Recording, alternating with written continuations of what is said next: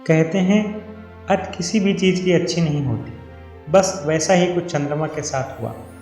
स्वागत है आप सभी दोस्तों का सफल वर्ड प्लेटफॉर्म पे। दोस्तों आइए जानते हैं ऐसा क्या हुआ। कहने को तो चंद्रमा एक देवता है जो पृथ्वी को शीतलता प्रदान करते हैं, लेकिन उनके द्वारा भी कुछ ऐसी गलती हुई जिसका भुगतान उन्हें आज तक करना पड़ रहा है। यह कथा चंद्रमा की राजा दक्ष की 27 पुत्रियों के साथ जुड़ी हुई है। तब चंद्रमा को राजा दक्ष के द्वारा ऐसा श्राप मिला कि उनका तेज कृष्ण पक्ष में घटता ही जाता है। आज हम आपको चंद्रमा व रोहिणी की कहानी के बारे में विस्तार से बताएंगे। राजा दक्ष वही हैं जिनकी एक पुत्री का नाम सती था। सती को महादेव की पत्नी होने का गौरव प्राप्त हुआ था, लेकिन अपने पिता के द्वारा शिव अपमान करने पर उन्होंने आत्मदाह कर लिया था। उन्हीं राजा दक्ष की 27 पुत्रियों का विवाह चंद्रमा के साथ हुआ था। एक दिन चंद्रदेव यूं ही विचरण के लिए निकले थे, तब उनकी नज़र राजा दक्ष की बड़ी पुत्री रोहिणी पर पड़ी। उनको देखते ही चंद्रमा का मन रोहिणी पर आसक्त हो गया। दूसरी ओर चंद्रमा के तेज व सुंदरता को देखकर वहां खड़ी राजा दक्ष की 27 पुत्रियों का मन भी उन पर आ गया था। चंद्रदेव विवाह का प्रस्ताव लेकर पहुंचे राजा दक्ष के पास। जब चंद्रदेव को भी इस बात का ज्ञान हुआ कि रोहिणी व उसकी अन्य बहनें भी उनसे प्रेम में आसक्त हैं, तो वो बिना किसी देरी किए राजा दक्ष के पास गए और उनकी 27 पुत्रियों से विवाह का प्रस्ताव उनके सामने रख दिया। राजा दक्ष यह देखकर आश्चर्यचकित रह गए, लेकिन जब उन्हें अपनी पुत्रियों की इच्छा का भी पता चला तो उन्होंने उन्हें बहुत ही समझाया। दक्ष के समझाने के बाद भी जब उन पुत्रियों ने चंद्रमा से ही विवाह करवाने को कहा तो दक्ष ने भी हामी भर दी। इसके बाद चंद्रदेव का राजा दक्ष की 27 पुत्रियों के साथ विवाह संस्कार करवा दिया गया। उसके बाद सभी 27 पुत्रियां चंद्रदेव के साथ चंद्रलोक के लिए चली गईं। चंद्रमा की 27 पत्नियां कोई और नहीं बल्कि 27 नक्षत्र हैं, इसलिए उनकी पत्नियों के नाम पर ही 27 नक्षत्रों के नाम पड़े हैं, जिन्हें हम जानते हैं। उनकी 27 पत्नियों में रोहिणी, अश्विनी, मूल, मृगशिरा, पुष्य, चित्र, अनुराधा, विशाखा, श्रवणा, ज्येष्ठा इत्यादि आदि हैं। चंद्रदेव व राजा दक्ष की 27 पुत्रियों में से सबसे बड़ी पुत्री रोहिणी से ही सबसे ज़्यादा प्रेम किया करते थे। इसी कारण वो अपना ज़्यादातर समय उसी के साथ बिताया करते थे और हर कार्य में उनको ही महत्वता दिया करते थे। चंद्रदेव के द्वारा रोहिणी को दिए जा रहे विशेष स्नेह से उनकी बाकी पत्नियां अपने आप को उपेक्षित महसूस करने लगीं। धीरे धीरे यह उपेक्षा बढ़ती चली गई और रोहिणी की बाकी सभी बहनों को उनसे ईर्ष्या होने लगी।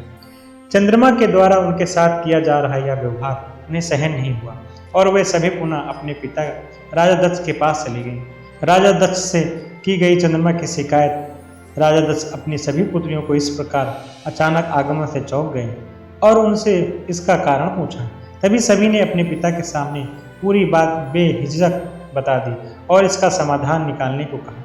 यह सुनकर राजा दक्ष चंद्रमा से मिलने गए। चंद्रमा ने दक्ष की बातों को ध्यानपूर्वक सुना और आगे से ऐसा न करने को कहा, लेकिन फिर भी उन्होंने रोहिणी के प्रति अपने विशेष स्नेह को नहीं छोड़ा। जब राजा दक्ष को चंद्रमा के द्वारा अपनी बात की अवहेलना किए जाने के बारे में पता चला तो वे अत्यंत क्रोधित हो उठे।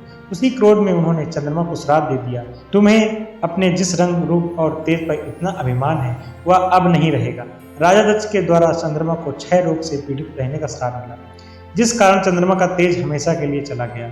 अब चंद्रदेव के पास ना तो सुंदरता बची थी और ना ही पहले जैसा तेज। जब बाकी देवी देवताओं को राजा दक्ष के द्वारा चंद्रदेव को दिए गए श्राप का ज्ञान हुआ तो उन्हें चिंता होने लगी। बिना चंद्रदेव के तो तेज की पृथ्वी पर संकट उत्पन्न हो जाता, इसलिए वे सभी भगवान ब्रह्मा के पास गए और इसका कुछ उपाय बताने को कहा। भगवान ब्रह्मा ने चंद्रदेव को बताया कि उन्हें क्षय रोग से मुक्त केवल भगवान शिव ही दे सकते हैं, इसलिए उन्हें शिव की तपस्या करनी चाहिए और उनकी प्रसन्नता के उपाय करने चाहिए। इसके लिए उन्होंने एक शिवलिंग की स्थापना करने को भी कहा।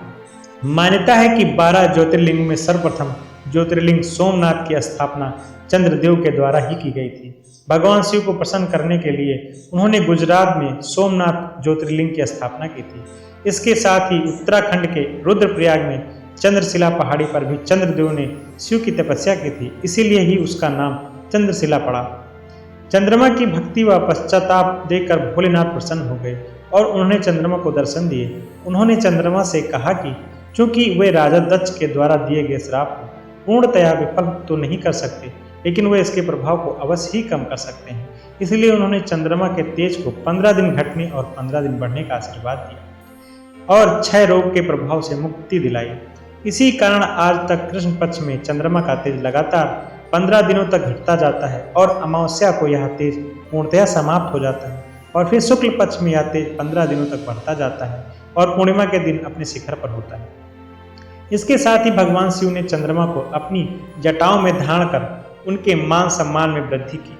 उसके बाद से ही भगवान शिव हमेशा अपनी जटाओं में मां गंगा के साथ चंद्रदेव को भी धारण किए रहते हैं।